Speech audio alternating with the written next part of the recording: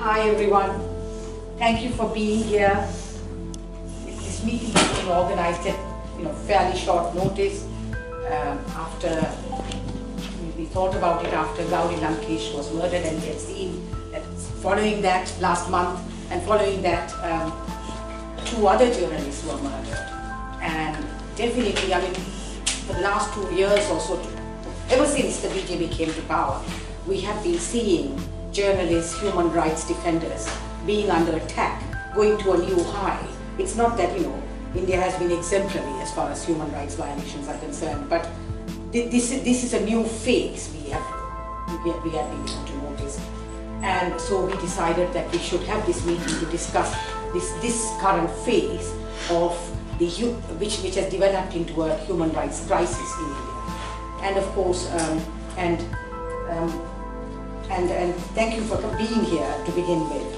And just by way of introductory remarks, I just want to say that we wanted to frame this meeting as one of standing in solidarity with dissenting voices in India, because it's not just journalists, even though journalists are facing the brunt of it at the moment. Other human rights defenders, other public intellectuals are being pursued, hunted, and you will see that today some of the contributors have experienced horrific invasion of their rights, breaching of their rights, etc. And so so we want to frame it as a meeting of standing in solidarity with dissent in India, vocal critics and dissenters against the Hindutva regime that is taking India down the slippery slope of building an authoritarian, corporatist, Hindu fascist state. And not just in solidarity with dissenting voices. Some of you have been with us in the last couple of years as we have campaigned against the Modi regime more than, quite robustly.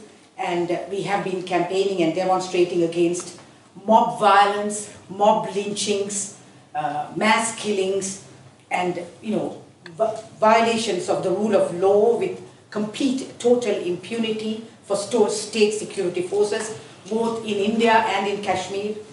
And we have been protesting and in support of democracy. And I just want to very briefly share with you the kind of ominously prescient words of Gauri Lankesh, a fearless critic of the Modi regime and a friend and fellow traveler with persecuted minorities and the champions of persecuted minorities from the left throughout her journalistic career. She said, "We are living in such times that Modi bucks and Hindutva brigade welcome the killings and celebrate the deaths of those who oppose their ideology, their political party and their supreme leader, Narendra Modi. I was referring to such people because, let me assure you, they are keen to somehow shut me up too." And I think she already knew that she was being hunted. She was brutally gunned down on the 5th of September 2017 in front of her home as she opened the gates to her house in the early evening, like any other evening, as she returned from work.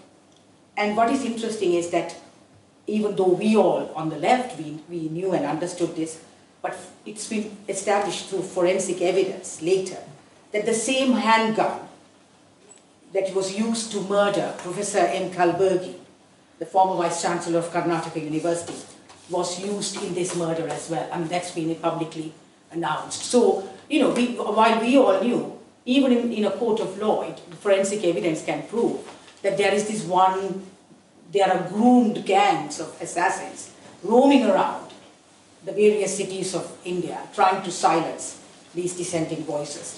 They are organized and they act according to a plan. And following Gauri Lankesh's murder, 2 other journalists, Shantanu Bhaumik from Tripura and KJ Singh, a senior journalist from the Punjab, have been murdered. And there are others like Bobby Ghosh have lost their jobs in his case at the Hindustan Times on orders from, it is believed, Narendra Modi himself. And countless other journalists receive death threats, lose jobs, or are simply silenced. And many of them receive daily death threats.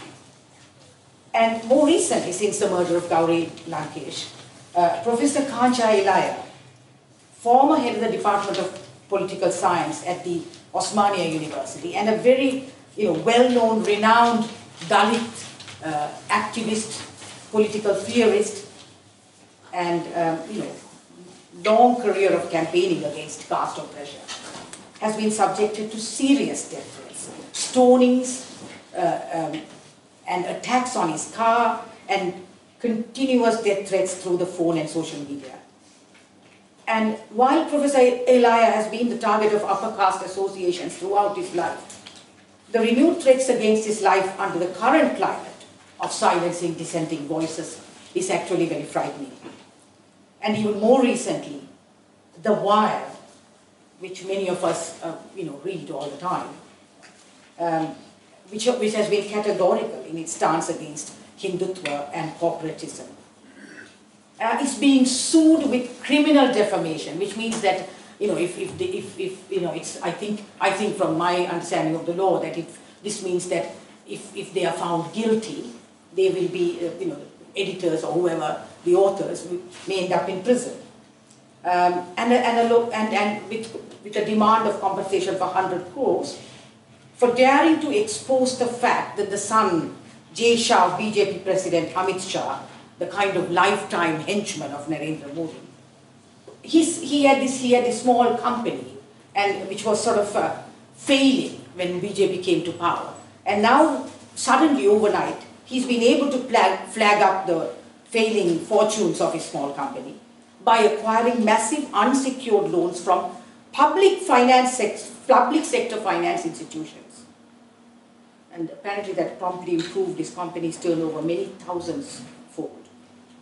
And so this is against a media outlet, a left media outlet that it's really frightening, because it's not just targeting individuals, it's also trying to shut down media organizations. So we just want to see what is it that these dissenters, or these public intellectuals who dissent from the Hindutva regime, what are they writing that they have been targeted like this? Who seek to write the truth as it is, like Gauri Lankesh, publishing, writing, exposing and critiquing. What are they doing this for? Many of us, we know that they are constantly talking about the Modi regime's consolidation of Hindutva, the Hindu fascist state, the consolidation. And under that, how they are targeting, to begin with, ethnic minorities, Muslims, and also Christians, and Dalits, and how gender caste oppression and gender oppression are being, well, the thing is, while they are being deployed in a very big way, these communities are also being manipulated and used to target other communities. There are abductions and disappearances too of students and trade unionists. And the lynchings, rapes and mass killings occur against these most marginalized sections of society in India simply for the acts of living, existing, eating what they want, and being in love with whoever they want. Just existing as who they are, as Muslims, as Dalits, as women, as students, as left activists, just that. And they protest and tell the truth about, and because these dissenting voices, they not only write about these, but they also tell the truth about the corporate takeover of India. And so, and all of these attacks happen with great impunity. And the thing is, we have known India to have a very robust judiciary in the past, far more than what in many other post-colonial countries, robust media activism, etc.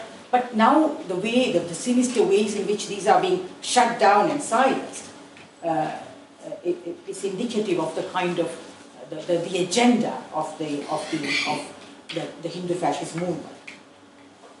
And where murderous gangs and mobs are encouraged to roam free and attack at will. And while they roam around and attack at will, the the Hindu fascist state is inactive. The state is inactive and the Modi regime is silent. And this is when people like Gauri Lankesh or Shantanu Bhaumik or A.J. Singh, they speak out and then they are gunned down. And the movement of dissent is from this hegemonic Hindutva project in an attempt to call these fascist movements backers to account, to keep them in check. And it is with these dissenting voices that we wish to stand in solidarity. We have, I mean, some of you probably have not, are not familiar with some of the activities that we have carried out.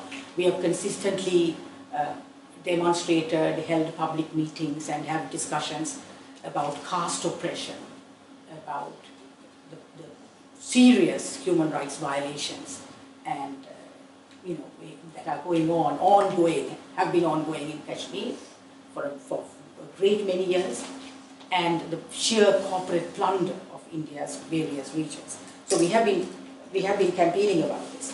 And I just want to say one last thing before I introduce the first person to speak to us, who is not here, but we have a video from her. And yeah, that's it basically. I don't have to say anything else. I kind of covered most of it. Right. And today, the first person to speak to us is Tiesta Setalvad. And I mean, many of you know her by reputation. She is this sort of veteran activist who's pursued with equal determination and vigor to price open the truth about the Gujarat massacres of 2002. And she has managed to, she and her husband have set up the CPJ. I'm just trying to see what it stands for. Citizens for Justice and Peace. And out of the, and then she's worked hard to bring the perpetrators of the violence to face the law and have secured 120 convictions in around 68 cases. This is just really amazing record. And she is hunted down, as you all know. She's been, her house has been raided, her belongings have been taken away. She's faced detention and huge, high levels of humiliation and humiliation in the press. But she is doggedly pursuing more cases from Gujarat 2002, including the murder of his son Jafri, which is still ongoing. And we hope that when that reaches its end, we will really see the true involvement of Narendra Modi in those pogroms, massacres and genocidal attacks on the Muslim people of Gujarat. So, so it is plain to see why she's being threatened and vilified. So we are going to play the video because she is speaking to this meeting specifically.